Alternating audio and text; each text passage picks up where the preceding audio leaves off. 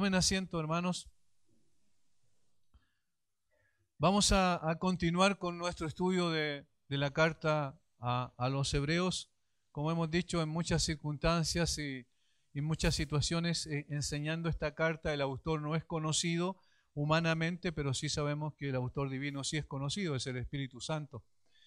Y eso nos da la certeza que es la palabra de Dios y que nos instruye acerca de Dios, y particularmente en este libro el Espíritu Santo ha conducido al escritor para que levante sus ojos al cielo y pueda descubrir en toda su magnitud, o en todo lo que al menos se puede apreciar, o el Señor ha querido que podamos apreciar, del carácter de su Hijo, el carácter extraordinario de su Hijo, inigualable, como vimos la semana anterior, un sumo sacerdote inigualable que traspasó los cielos, que presentó su sacrificio perfecto no en un santuario terrenal hecho de manos, sino en un santuario celestial. Allí en el santuario perfecto Él presentó su sacrificio y fue aceptado por el Padre, y por esa aceptación nosotros tenemos vida en Él. Eso es lo que dice la Escritura. Y es un sumo sacerdote que se compadece de nuestras debilidades, alguien que se identifica con nosotros de una manera especial para participar también de la humanidad, y en esa humanidad pudo enfrentar todo el sufrimiento y las aflicciones a un grado sumo. Mencionamos en esa ocasión, la semana anterior, que si nosotros pensamos en cualquier sufrimiento o aflicción que podamos tener, Jesucristo lo sufrió en un grado superlativo, es decir, incomparable. Por tanto, puede compadecerse de nuestras debilidades, de nuestras flaquezas, de nuestros tropiezos, de que a veces somos muy torpes para caminar con el Señor. Reconocemos que no caminamos con el Señor en una forma perfecta, y por eso necesitamos también de su compasión, de que Él pueda alentarnos en medio de nuestra debilidad. Y Él nos hace una invitación: acerquémonos pues confiadamente al trono de la gracia para alcanzar misericordia y hallar gracia para el oportuno socorro. Esta invitación también es única, no tiene comparación con nada que nosotros podamos conocer. Dijimos en una forma ilustrativa que si una persona muy importante del mundo nos llama para ser parte de su staff más cercano, ¿cierto?, de su equipo más cercano, seguramente estaríamos honrados, pero eso no tiene comparación con que el Rey de los cielos pueda decirnos: acérquense a mí confiadamente y formen parte de mi familia, lleguen a ser mis hijos y constituirnos también como personas que somos parte de su pueblo. Eso es más extraordinario que ninguna otra cosa. Y esa es la invitación que Él nos hace. Acerquémonos pues confiadamente al trono de la gracia, un trono que era de juicio, de condena por causa de nuestro pecado, y que Jesucristo transformó en un trono de gracia y de misericordia. ¿Para qué? Para que podamos alcanzar la gracia y la misericordia que necesitamos para vivir. Ninguno de nosotros vive por sí y para sí, todos vivimos porque el Señor así lo ha establecido. Nos creó en esta tierra, nos puso en esta tierra, y cada cosa que ocurre, cada día que podemos respirar, cada oportunidad que tenemos de trabajar, de poner manos a la obra, es por la gracia del Señor. De tal forma que el autor de Hebreo está describiendo a un gran Salvador, no solo a una persona que de los cielos vino y dijo: bueno, voy a salvar a este número determinado de personas, y lo salvó sin identificarse con nosotros, sino que hay una identidad personal, una cercanía. El Dios que era lejano en el Antiguo Testamento se hace cercano en la persona del Señor Jesucristo. Él lo revela tal cual es. Y en el capítulo 5 continúa con el mismo tema en cuestión y reitera algunas cosas que también tienen que ver con identificación, pero va desarrollando un poquito más el tema hasta el versículo 10, y luego hace un paréntesis del versículo 11 del capítulo 5 al capítulo 6, versículo 19. Ese es un paréntesis donde él hace una advertencia, otra vez una advertencia solemne para aquellos que quieren desviarse del camino, para aquellos que quieren volver atrás. En este sentido, los judíos que habían profesado su fe en Cristo, pero que sin embargo estaban en peligro de apostatar. Ese es el término, es decir, de volver otra vez atrás, de abandonar al Señor. Y luego en el capítulo 7, versículo 1, retoma ya en una forma ininterrumpida el tema del sumo sacerdocio del Señor Jesucristo. va a mencionar una serie de cualificaciones, de cualidades, de características distintivas de lo que era un sumo sacerdote en términos de el establecimiento de esa función especial en el Antiguo Testamento, y va a decir también posteriormente cuál es su, digamos, su perfeccionamiento en términos humanos para llegar a ser el autor de eterna salvación como el sumo sacerdote perfecto. Ahora, en la Biblia, el Señor Jesucristo se describe, o mejor dicho, el Antiguo Testamento describe tres oficios principales. Uno es el oficio de sumo sacerdote, otro es el oficio de profeta y el otro el oficio de rey. El Señor Jesucristo, el Mesías, estaba llamado a cumplir las tres funciones principales en una forma inigualable, como aquel perfecto rey, perfecto sumo sacerdote y perfecto profeta. Ya en el capítulo 1 de Hebreos, el autor dice que Jesús es el profeta perfecto en el sentido de que es la revelación final de Dios a los hombres. Luego dice que también es el sumo sacerdote, y esto es lo que estamos viendo nosotros ahora, perfecto. Y luego también la Biblia en otros contextos va a hablar sobre el rey perfecto. ¿Recuerdan lo que Dios le prometió a David en 2 Samuel capítulo 7? Que de él vendría uno que sería rey en Israel y cuyo reino no tendría fin. Y obviamente ese es el Señor Jesucristo, porque Lucas lo declara así cuando el ángel le dijo a María que será llamado Hijo del Altísimo y ocupará el trono de su padre David. Ahí están los oficios entonces de rey, de sacerdote y de profeta. Y aquí estamos viendo el de sumo sacerdote. Capítulo 5, versículo 1 al versículo 10 vamos a leer nuevamente y vamos a ir entrando en materia en cuanto a esta importante porción de las Escrituras. Porque todo sumo sacerdote tomado de entre los hombres es constituido a favor de los hombres en lo que a Dios se refiere, para que presente ofrendas y sacrificios por los pecados, para que se muestre, paciente con los ignorantes y extraviados, puesto que él también está rodeado de debilidad. Y por causa de ella debe ofrecer por los pecados, tanto por sí mismo como también por el pueblo.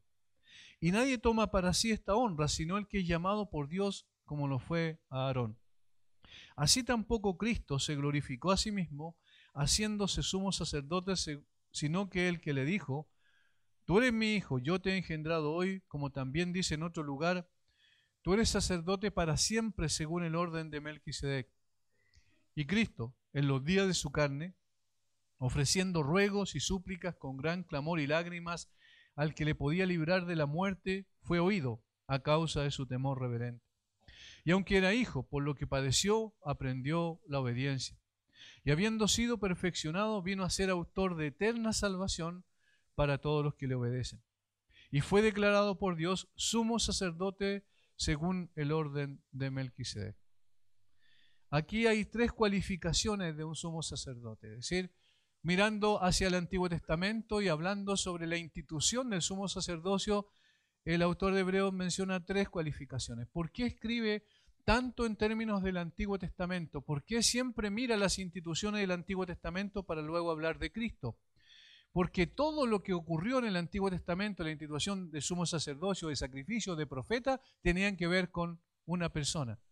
Y el cumplimiento perfecto se da precisamente en la persona del Señor Jesucristo. Y porque los receptores originales de la carta eran judíos, como acabamos de decir. De tal manera que ellos entendían claramente el contexto de lo que estaba informando aquí. Ahora nosotros podemos decir, pero nosotros no somos judíos, así que como que esto no tiene que ver con nosotros. Pero cuando el autor de Hebreos introduce primeramente con lo que estaba pasando, la forma en que se establecían los sumos sacerdotes en el Antiguo Testamento, la razón del sumo sacerdocio, obviamente va a terminar en el hecho de que el Señor Jesucristo es el que cumplió total, absolutamente aquello, y en consecuencia sí tiene que ver con nosotros, porque los sumos sacerdotes, entre otras cosas, tenían que presentar sacrificios, y el sacrificio perfecto lo presentó el Señor Jesucristo. Vamos a ver tres cualificaciones entonces del sumo sacerdote. Lo primero que dice el versículo 1 es que debía ser tomado de entre los hombres, y esto tiene mucha importancia. Dice, porque todo sumo sacerdote tomado de entre los hombres es constituido a favor de los hombres en lo que a Dios se refiere. Esta frase, la última frase, es muy, muy importante porque tiene que ver con el hecho de que el sumo sacerdote no era alguien extraño al pueblo, sino que era alguien que era parte del pueblo. ¿Por qué? Porque necesitaba relacionarse con el pueblo, experimentar las mismas situaciones que experimentaba el pueblo para poder comprender entonces las necesidades reales de las personas y poder presentar esas necesidades reales a delante de Dios. El sumo sacerdote entonces era un intermediario, un enlace entre Dios y los hombres, un intercesor, un mediador. Eso era un sumo sacerdote. No habían muchos, sino que había uno solo. Había muchos sacerdotes, pero un solo sumo sacerdote. Era un intermediario, un intercesor, un enlace. Y eso está mostrando la necesidad, y ese era el principio rector en cuanto a la enseñanza que quería transmitir este oficio, que era necesario, era imprescindible que hubiese alguien que mediara entre Dios y los hombres. ¿Por qué era necesario eso? Porque era imposible que un hombre común y corriente se presentara delante de Dios sin ser fulminado por la gloria de Dios por causa de, por otro lado, el pecado del hombre. Como era eso imposible, como nadie se podía acercar, como nadie podía hablar con Dios, llegar a Dios a través de sí mismo, entonces el Señor instituyó el sumo sacerdote como un intermediario entre Él y los hombres. Los judíos sabían perfectamente que el Mesías tenía que ser un hombre para interceder en favor de los hombres. Los judíos tenían muy claro eso, que era un hombre, pero no era un hombre común y corriente, porque ellos entendían que ningún hombre tomado entre los hombres común y corriente podía cumplir perfectamente el rol de intercesor delante de Dios. Por eso, cuando se hablaba del Mesías, la mayoría de los judíos entendía que se trataba de alguien cualificado por Dios de una manera especial para llegar a ser el intercesor que ellos necesitaban. Una de las cosas que muestra claramente que no era un hombre perfecto, digamos, el que se presentaba, era el hecho de que tenía que estar constantemente presentando un sacrificio y constantemente a través de los siglos cambiando al sumo sacerdote cuando el sumo sacerdote llegaba a su fin, al fin de sus días y no podía ministrar más o interceder más en favor de Dios, en favor de los hombres delante de Dios. Entonces, ellos sabían en consecuencia que el Mesías venía siendo el cumplimiento perfecto de aquello que se había establecido como sistema en el Antiguo Testamento. Y entonces el Mesías mismo era el intercesor perfecto. Pero ¿qué tenía que ocurrir para que fuera el intercesor perfecto? Además de ser hombre, tenía que ser Dios. Porque ningún hombre es perfecto. Y porque ningún ángel podía ocupar ese rol y esa función adecuadamente, porque ningún ángel era hombre. Los ángeles estaban tan cerca de Dios, los ángeles santos me refiero, relacionados con Dios de una manera especial, que podían reflejar la gloria de Dios, pero no podían identificarse con los hombres.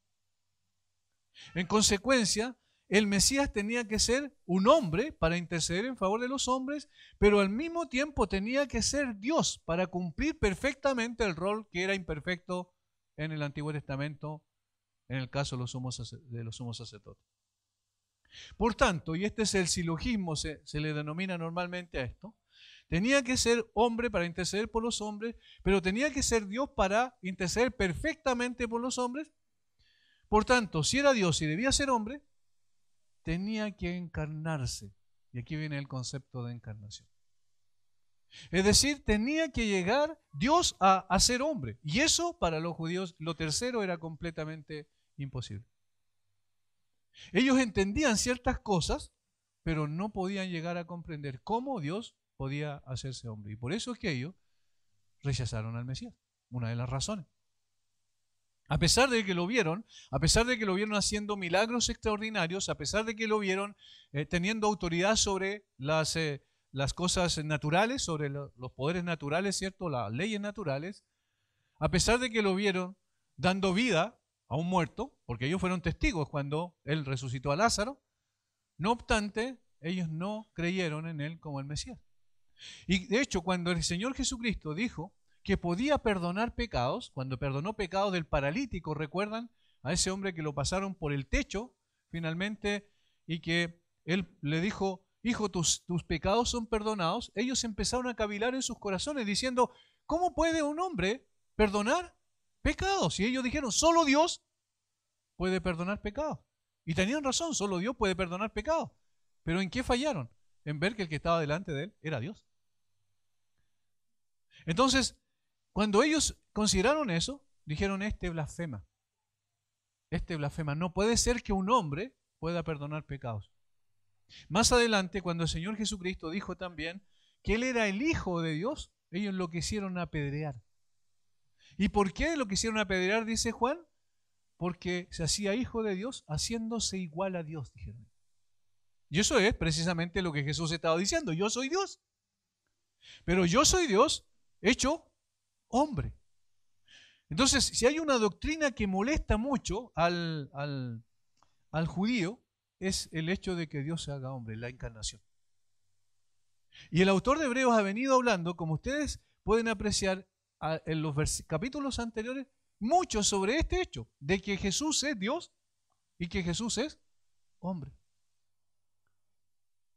En el capítulo 2, específicamente, versículos 14 y 15, dice esto precisamente, que él necesitaba hacerse hombre, era urgente que así fuera, versículos 14 y 15. Así que, por cuanto los hijos participaron de carne y sangre es una forma de decir humanidad, ¿verdad? Esto nos identifica a todos nosotros. Él también participó de lo mismo. Él también participó de lo mismo. Y aquí hay dos palabras que son distintas, aunque se traducen igual en nuestro idioma. Por cuanto los hijos participaron de carne y sangre, y luego dice, él también participó de lo mismo. Esta es la misma palabra para nosotros en español, pero en griego es distinta. Porque está apuntando en el primer caso a que somos de la misma naturaleza. Cuando dice carne y sangre, los hijos participaron de carne y sangre, están diciendo, todos estos son de una misma naturaleza. Pero en el otro caso, donde dice, él participó de lo mismo, refiriéndose a Jesucristo, está hablando no de la misma naturaleza, digamos, no en el sentido de que el Señor Jesucristo siempre tuvo la naturaleza, sino que está hablando de una naturaleza añadida. Es decir, alguien que él no era. Porque ¿qué era en esencia? Dios. Pero que él añadió una naturaleza humana. Eso es lo que está diciendo. En cambio, los otros tuvieron una naturaleza humana siempre, referido a nosotros los hombres. ¿Por qué tanto el énfasis en la encarnación? Porque obviamente esta era una doctrina que molestaba mucho a los judíos. Hermanos, leyendo algunas cosas, me he dado cuenta que también la iglesia en el día de hoy ha ido tratando de dejar algunas doctrinas esenciales de la fe cristiana en segundo lugar o como no tan importantes. Algunos dicen si Jesús realmente era Dios o no, no importa. Dicen si Jesús se encarnó o si Dios se encarnó o no, no tiene tanta trascendencia. Y la verdad es que eso es absolutamente absurdo, porque si Jesús no era Dios, entonces el que murió en una cruz fue un hombre común y corriente. Y si un hombre común y corriente murió en la cruz, no pudo presentar un sacrificio perfecto. ¿Por qué? Porque era un hombre. De tal manera que necesariamente tenemos que reafirmar estas convicciones que la Biblia siempre ha presentado y que la historia de la iglesia siempre ha afirmado, que Dios se hizo hombre. Él cumple una de las cualidades esenciales que tenía que cumplir el sumo sacerdote, que era que éste fuera tomado de entre los hombres. Porque todo sumo sacerdote tomado entre los hombres, constituido a favor de los hombres en lo que a Dios se refiere. Era imprescindible que esto fuera así. De lo contrario, Jesús no sería más que otro sumo sacerdote. Y de hecho no podía hacerlo desde el punto de vista humano. ¿Por qué? Porque el sacerdocio no venía a través de la tribu de Judá, de la cual él sí venía. El sacerdocio venía a través de la tribu de Leví y de la familia de Aarón, el sumo sacerdocio específicamente. En consecuencia, como venía a través del sumo sacerdote, de Aarón, Jesús no cualificaba humanamente para ser sumo sacerdote. A no ser de que hubiese otro sumo sacerdocio que venía de otra familia y que entonces pudiese mostrar que sí, él cualificaba desde el punto de vista que no era de la misma orden de Aarón. Y eso más adelante lo va a decir. Noten el versículo 4, en versículo 3 y 4. Y por causa de ella debe ofrecer por los pecados tanto por sí mismo como también por el pueblo, y nadie toma para sí esta honra, sino el que es llamado por Dios, como lo fue Aarón. Como lo fue Aarón. Nadie toma esta honra, sino el que viene de la familia de Aarón. Aarón fue constituido por Dios, eso lo vamos a ver más adelante, esa otra cualificación. Pero Jesús no era de la familia de Aarón. ¿Cómo podía venir a ser sumo sacerdote entonces?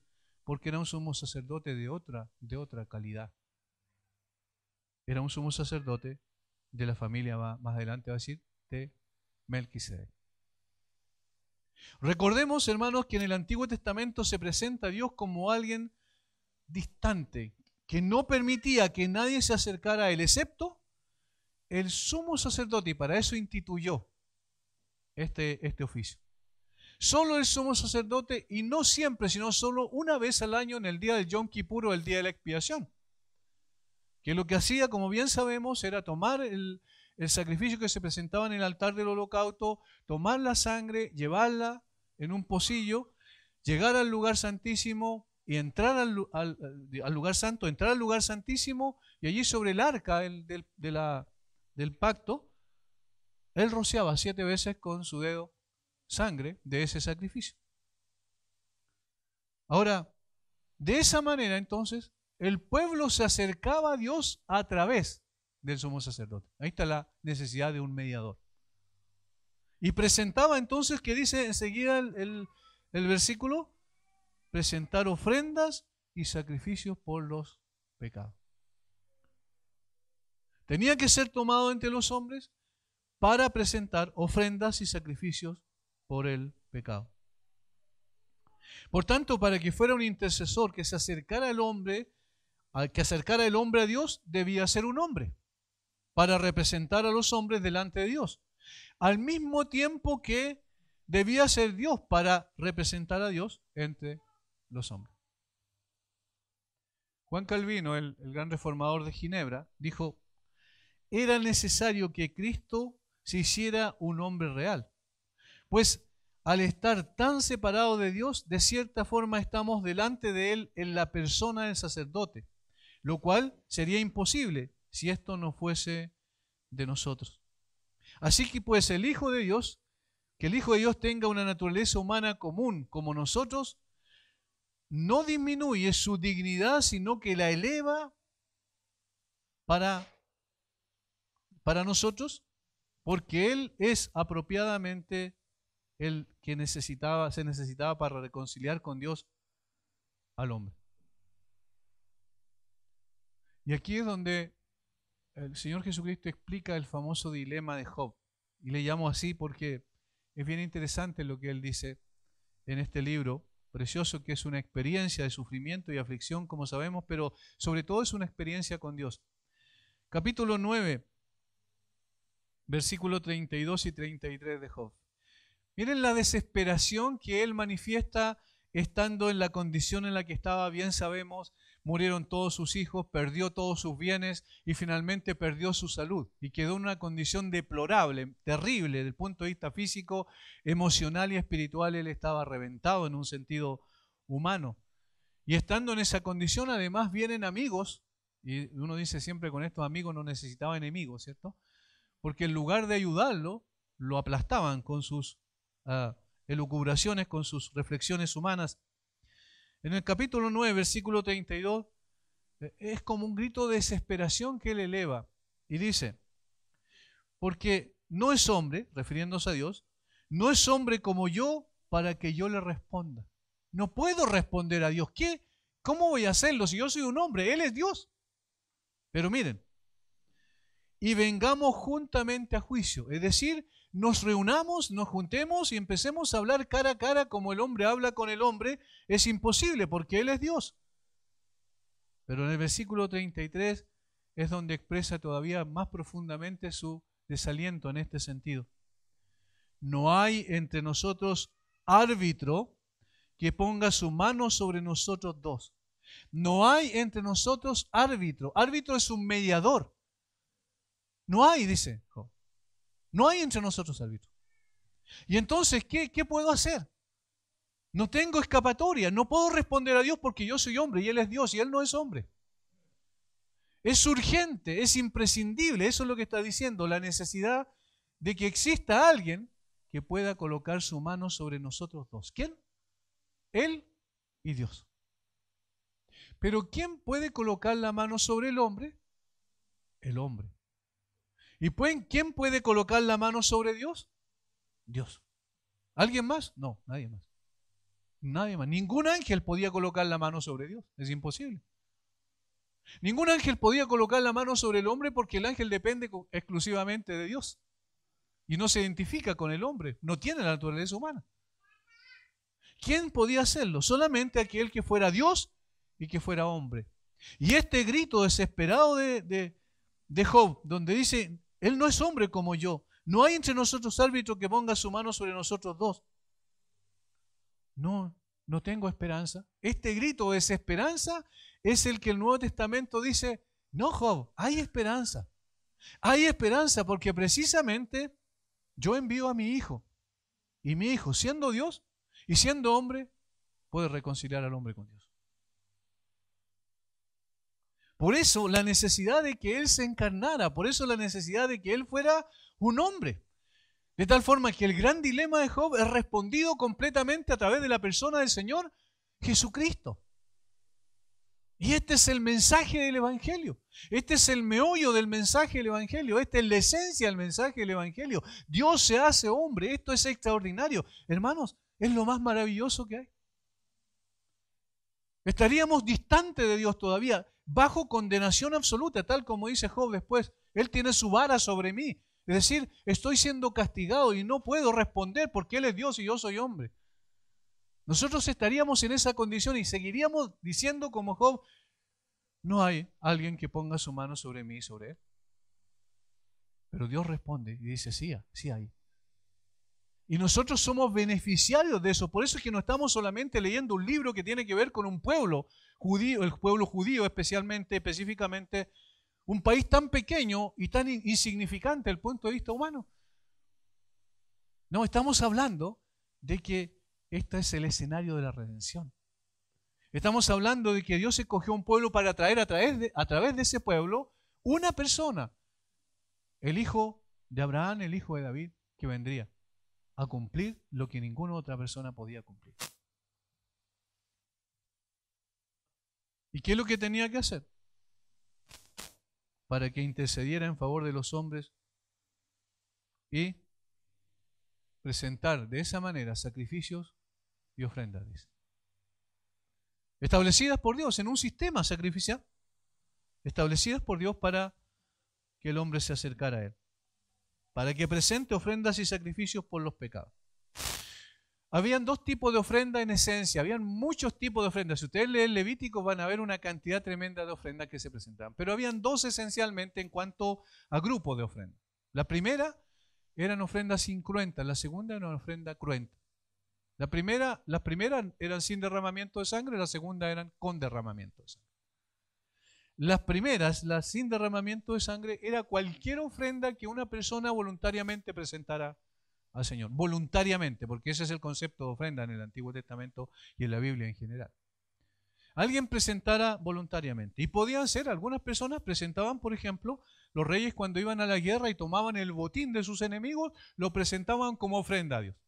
Es decir, en términos materiales, todo lo que constituía eso. Podía ser dinero también, ¿sí? Y principalmente estas ofrendas eran ofrendas de grano o comida, que eran de acción de gracias, es decir, dar gracias a Dios porque Dios proveyó para ellos, la tierra produjo y ellos entendían correctamente que si la tierra producía era porque el favor de Dios estuvo con ellos. Y entonces tomaban esos granos y los ofrecían en una ofrenda de dedicación y de acción de gracias. Estas ofrendas representaban a una persona que estaba agradecida de Dios y que él se consagraba, él y sus posesiones a Dios por lo que Dios había hecho por ellos. Pero habría otro tipo de ofrenda, y esa es la que menciona también, sacrificios por los pecados. Y esa es una ofrenda cruenta, es decir, con derramamiento de sangre. Estas ofrendas estaban diciendo en una forma ilustrativa o mejor gráfica, o podemos decir, ¿cierto?, como una especie de enseñanza continua al pueblo de Israel, estaban diciendo al menos tres cosas esenciales. Primero, que el hombre era culpable delante de Dios, porque Dios es santo, y el hombre pecador, y el hombre era culpable. Segundo, decía que el hombre debía pagar por su pecado, y la forma en que debía pagar era con su propia vida, es decir, Dios tenía que ejecutar juicio sobre él por causa de su pecado, por transgredir la norma perfecta de Dios. Y tercero, decía que Dios en su misericordia había provisto un sustituto que muriera en lugar del culpable provisionalmente hasta que viniera el sacrificio perfecto. Estas tres verdades, entonces: el hombre es culpable, merece el juicio de Dios, está bajo el juicio de Dios, pero Dios en su misericordia ha provisto un sustituto que lo representara delante de Dios, y debía ese sustituto entonces derramar su sangre, porque la paga del pecado es muerte. Y eso era la razón por la cual se presentaban sacrificios de animales y se producía el derramamiento de su sangre. ¿Para qué eran estas ofrendas? Para expiar los pecados del pueblo, para perdonar pecados. Y aquí hay una cosa interesante, pero estos pecados que se perdonaban no eran pecados voluntarios, no eran pecados de una persona que conscientemente que pecaba y transgredía la norma de Dios, la transgredía y no pasaba nada con su corazón. Es decir, una persona que le daba igual vivir lejos de Dios como nada. Una persona, según la Biblia, que hacía eso, tenía que morir indefectiblemente. Pero en la persona que pecaba por ignorancia, por eso más adelante dice, para que se muestre paciente con los ignorantes y extraviados, esa persona sí podía presentar un sacrificio, y porque reconocía que en realidad él debía morir por su pecado, pero Dios había provisto un sacrificio perfecto. No tenemos el tiempo para tomar todos estos versículos, pero hay muchos. Solamente voy a mencionar algunos: Levítico 4:2, Levítico 4:13, y el que sí vamos a leer es Números 15, 22 al 31. Números 15, 22 al 31. Noten cómo aquí se expresa la cláusula que guiaba lo que eran las ofrendas y la razón de las ofrendas de expiación. Números 15, 22 en adelante. Dice: y cuando errareis y no hiciereis todos estos mandamientos que Jehová ha dicho a Moisés. Noten el concepto: cuando errareis, es decir, cuando no des al blanco, cuando cometas un error. Todas las cosas que Jehová os ha mandado por medio de Moisés desde el día que Jehová lo mandó y en adelante por vuestras edades. Si el pecado fue hecho por yerro con ignorancia de la congregación, toda la congregación ofrecerá un novillo por holocausto en olor grato a Jehová, con su ofrenda y su libación conforme a la ley, y un macho cabrío en expiación. Y el sacerdote hará expiación por toda la congregación de los hijos de Israel y les será perdonado, porque yerro es. Y ellos traerán sus ofrendas, ofrenda encendida a Jehová y sus expiaciones delante de Jehová por su yerro. ¿Qué es lo que está diciendo allí? Que obviamente ese es un pecado por error, por ignorancia. Continúa diciendo: y será perdonado a toda la congregación de los hijos de Israel y al extranjero que mora entre ellos, por cuanto es yerro de todo el pueblo. Si una persona pecare por yerro, ofrecerá una cabra de un año para expiación. Otra vez el término por yerro. Y el sacerdote hará expiación por la persona que haya pecado por yerro. cuando pecare por yerro delante de Jehová, la reconciliará y le será perdonado. El nacido entre los hijos de Israel y el extranjero que habitar entre ellos, una misma ley tendréis para el que hiciere algo por yerro. Más la persona, miren la diferencia, más la persona que hiciere algo con soberbia, así el natural como el extranjero, ultraja a Jehová, esa persona será cortada en medio de su pueblo. Por cuanto no tuvo, o por cuanto tuvo en poco la palabra de Jehová y menospreció su mandamiento, enteramente será esa persona, será cortada esa persona, quiero decir, su iniquidad caerá sobre ella. ¿Ven la diferencia? El que peca por yerro, el que peca por ignorancia, ese podía presentar una ofrenda. Pero ¿quién lo presentaba en su lugar? Los sacerdotes. ¿Y quién le presentaba la ofrenda en un año, digamos, por un año completo? El sumo sacerdote. Ahora, aquí está lo que el Señor Jesucristo cumplió. Versículo 9. Y dice, habiendo sido perfeccionado, vino a ser autor de eterna salvación para todos los que le obedecen. ¿Cómo vino a ser el autor de eterna salvación? Cumpliendo con esa característica especial de identificarse con los hombres, pero al mismo tiempo de ser un hombre, pero al mismo tiempo presentar la ofrenda perfecta. Y la ofrenda perfecta que él presentó fue la de su propia sangre, como va a decir más adelante, capítulo 9 y 10 de Hebreos también.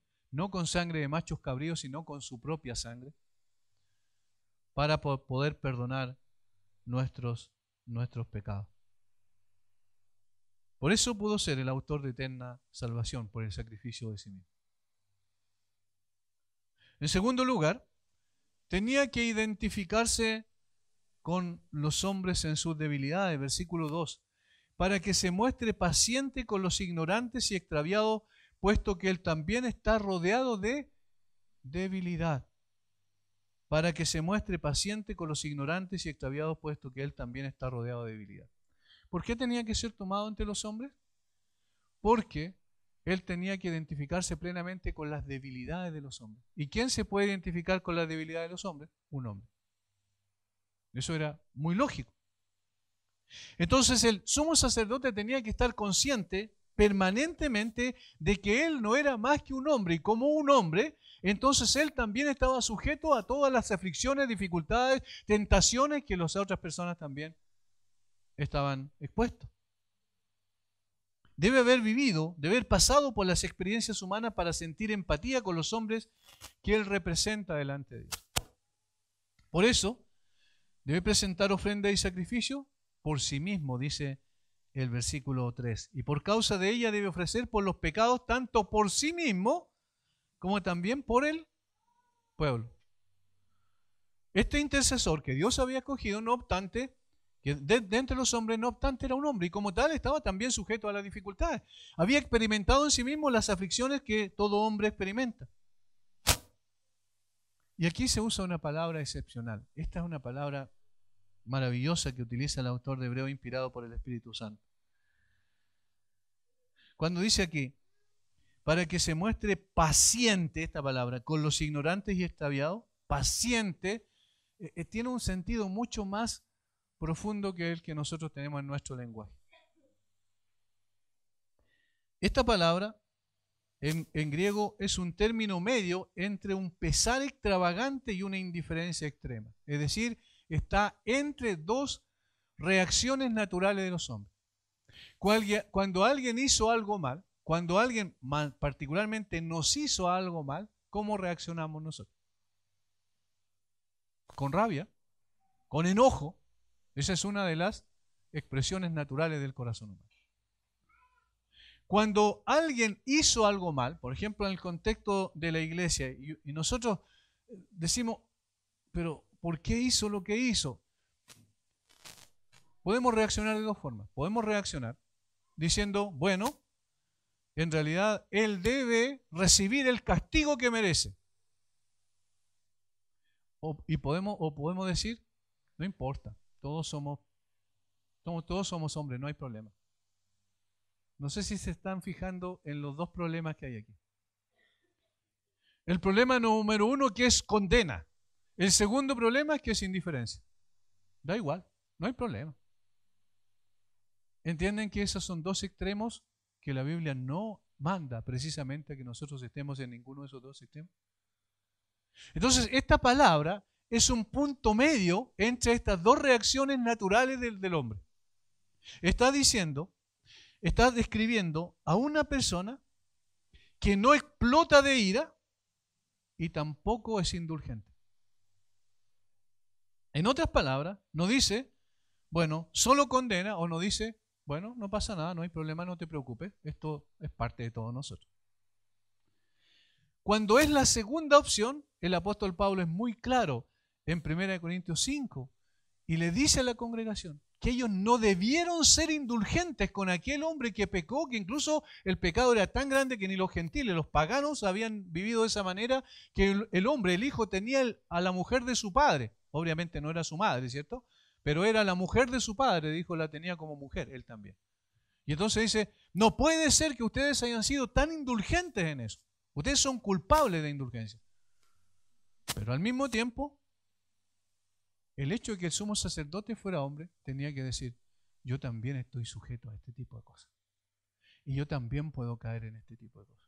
Y aunque no he caído, es simplemente por la misericordia de Dios. Entonces, no es condena absoluta, no es indulgencia, sino que es un punto medio. Y esta palabra es la que se traduce paciente, es la que habla de un punto medio. En otra forma de explicarlo, es la habilidad de soportar sin perder la paciencia con aquellos que no quieren aprender o son tardos en aprender o cometen los mismos errores siempre. Es no perder la paciencia con ellos. Es la capacidad de no desembocar en la ira y tampoco aprobar las faltas de otro. Es decir, tiene que ser fuerte y al mismo tiempo tiene que ser paciente. Tiene que decir, esto es pecado, esto ofende a Dios, esto no es correcto. Tú estás ofendiendo a Dios y para eso está la disciplina de la iglesia. La disciplina de la iglesia se administra adecuadamente cuando una persona falla, yerra en contra de Dios con su palabra y se administra la disciplina con el propósito no de condenarlo, sino de restaurarlo. Y ahí están las dos cosas, ¿se fijan? Es decir, ninguno de nosotros tiene la cualidad de perfección para condenar completamente a alguien, porque somos hombres. Pero ninguno de nosotros que tomamos en cuenta a Dios como un Dios santo y sabemos por la Biblia que toda transgresión debe ser castigada, somos indulgentes respecto al pecado que se ha cometido. Ahora, ¿cómo el Señor Jesucristo llegó como un hombre a experimentar eso? Bueno, vamos a ver algunas cosas, no podemos verlas todas, pero vamos a ver algunas cosas importantes. Noten el versículo 7. Y Cristo en los días de su carne ofreció ruegos y súplicas con gran clamor y lágrimas al que le podía librar de la muerte.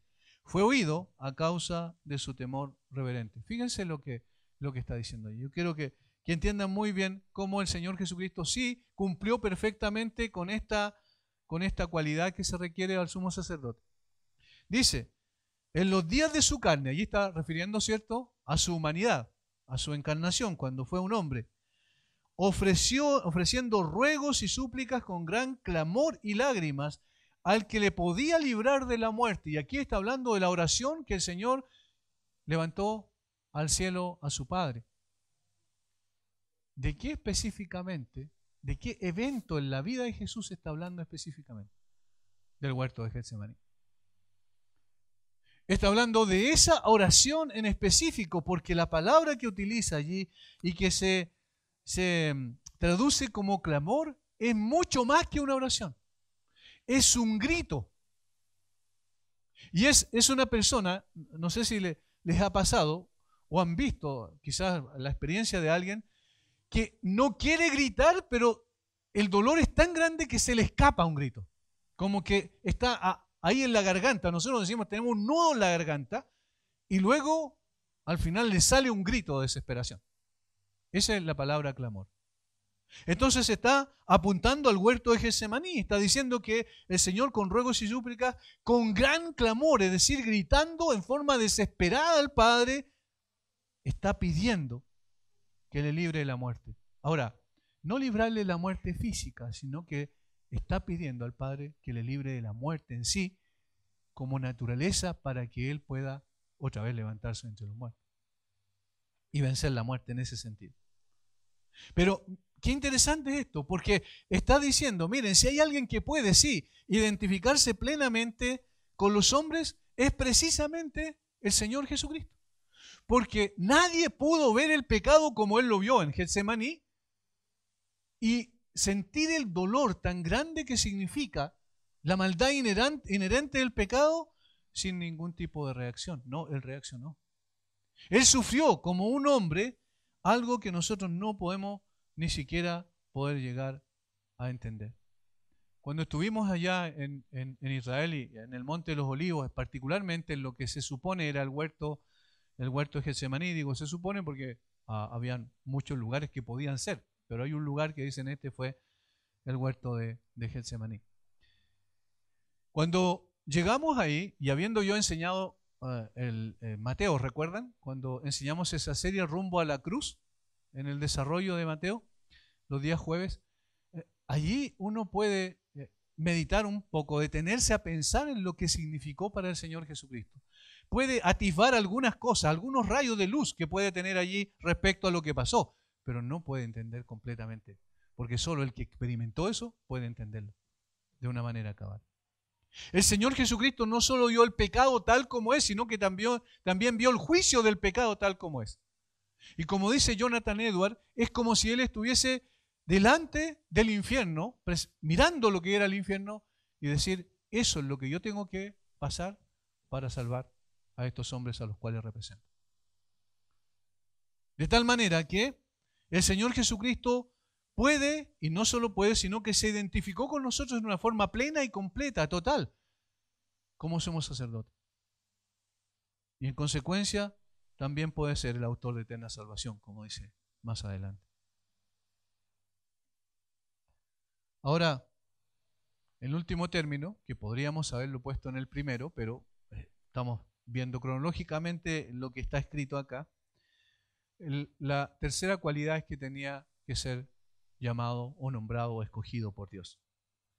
Versículo 4 y 6 al 6. Y nadie toma para sí esta honra sino el que es llamado por Dios, como lo fue Aarón. Así tampoco Cristo, y aquí está la aplicación, se glorificó a sí mismo haciéndose sumo sacerdote, sino que el que le dijo, tú eres mi hijo, yo te he engendrado hoy, como también dice en otro lugar, tú eres sacerdote para siempre según el orden de Melquisedec.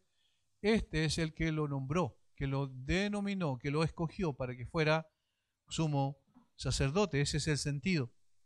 Y aquí cita el Salmo 2, versículo 7, y luego también cita el Salmo 110, versículo 4.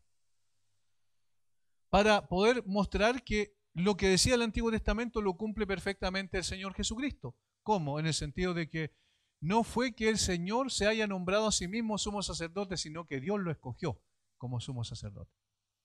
Y no de la familia de Aarón, porque la familia de Aarón era la familia de los sumos sacerdotes hombres, pero no Dios, sino de la familia del Melquisedec. Y aquí no voy a entrar a profundizar más sobre Melquisedec, porque lo vamos a ver después más adelante en capítulo 7. Pero sí podemos decir algunas cosas. Primero, que era, normalmente su nombre, dicen algunos, implicaba que era el rey de Salem, o la Biblia dice el rey de Salem. Salem era la antigua Jerusalén. Pero una cosa interesante, dice que no tenía principio de años ni fin de días. Es decir, está hablando de un personaje bien enigmático que habla de que no tenía genealogía conocida. Y esto está apuntando a un sumo sacerdocio perfecto, eterno. Y por eso el Señor Jesucristo es de esa orden y no del orden de Aarón. Pero fue escogido por Dios. Dios, en términos, el Padre, decimos aquí, en términos de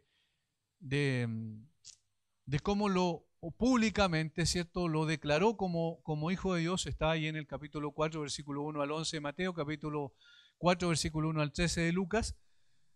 En el bautismo, ¿recuerdan?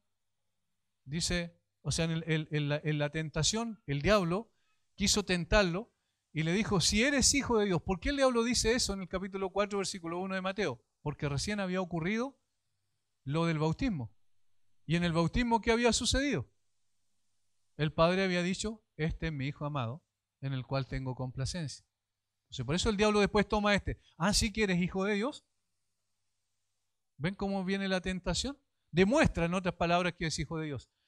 Pero el Señor Jesucristo ahí estaba siendo cualificado públicamente por el Padre como hijo de Dios. Y como hijo de Dios, en consecuencia, había sido escogido por Dios para venir a ser el sumo sacerdote perfecto.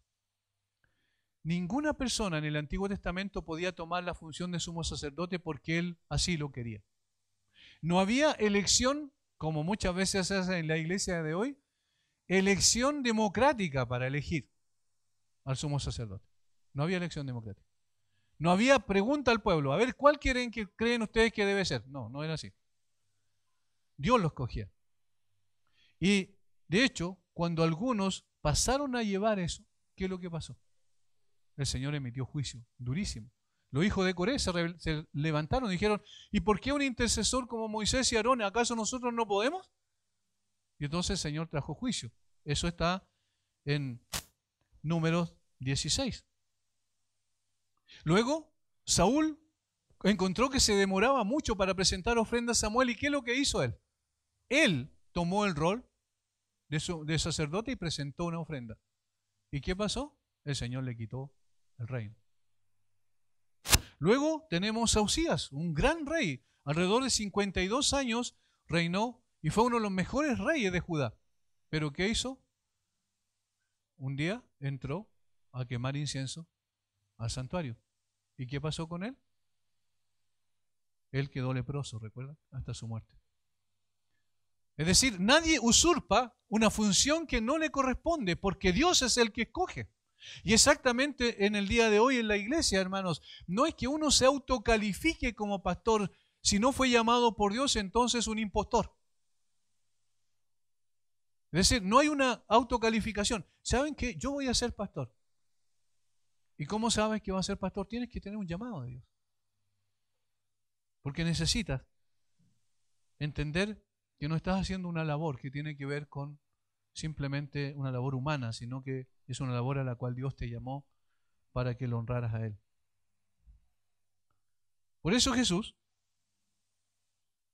pero Jesús usó precisamente esta designación de hijo de Dios, de calificado para ser sumo sacerdote, para glorificar a Dios. Fíjense versículo 5, así tampoco Cristo se glorificó a sí mismo haciéndose sumo sacerdote, sino que glorificó ¿a quién? A Dios. El sacerdocio no es un oficio, en ese caso, ¿cierto? No era un oficio que alguien escogiera, sino un privilegio al que Dios lo llamó. Jesús fue autentificado por el Padre públicamente en el bautismo y también en la transfiguración. En los dos lugares, todos escucharon la voz del cielo que decía, este es mi Hijo amado. Por tanto, lo que está diciendo, lo que está enseñando la Biblia aquí, es que el Señor Jesucristo fue cualificado por Dios mismo como el sumo sacerdote que venía a cumplir todos los oficios que había en el Antiguo Testamento y particularmente este oficio de representar al hombre delante de Dios. Versículos 9 y 10. Como conclusión, y habiendo sido perfeccionado, vino a ser autor de eterna salvación para todos los que le obedecen. Aquí, cuando dice habiendo sido perfeccionado, no se refiere a que el Señor Jesucristo no era perfecto, sino que esta palabra perfeccionado no traduce una palabra que tiene que ver con alguien que tiene que aprender ciertas cosas porque no las conoce, sino que traduce a alguien que ha sido cualificado para cumplir la razón por la cual fue establecido.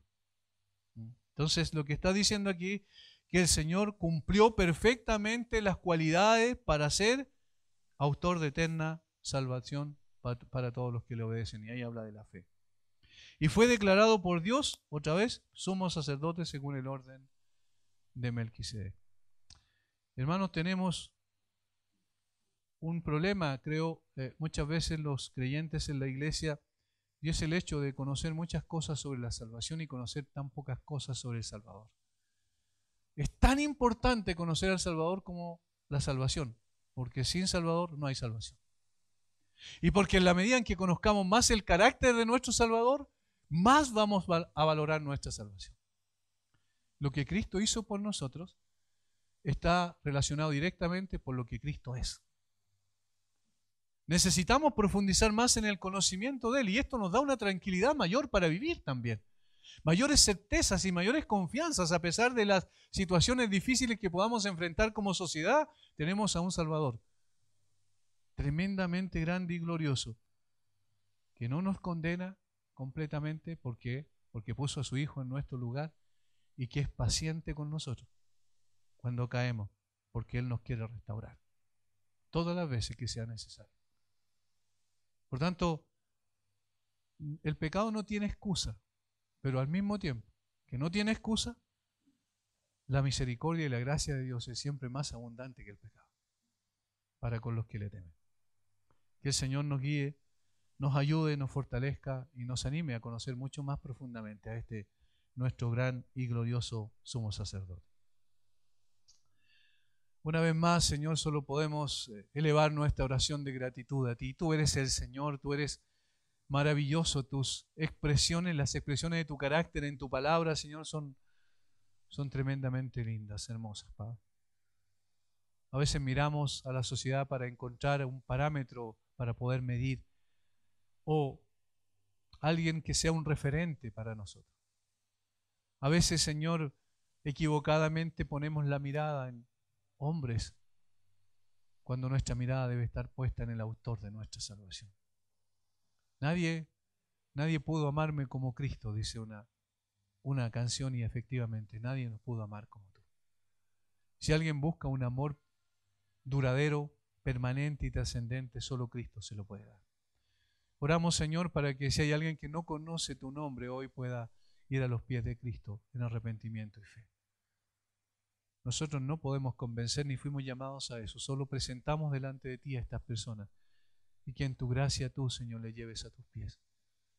Porque nunca experimentarán un amor tan grande como el amor tuyo por nosotros, hombres y mujeres que necesitamos de tu gracia cada día. Bendice a mis hermanos, Señor, en el nombre de Jesús. Amén.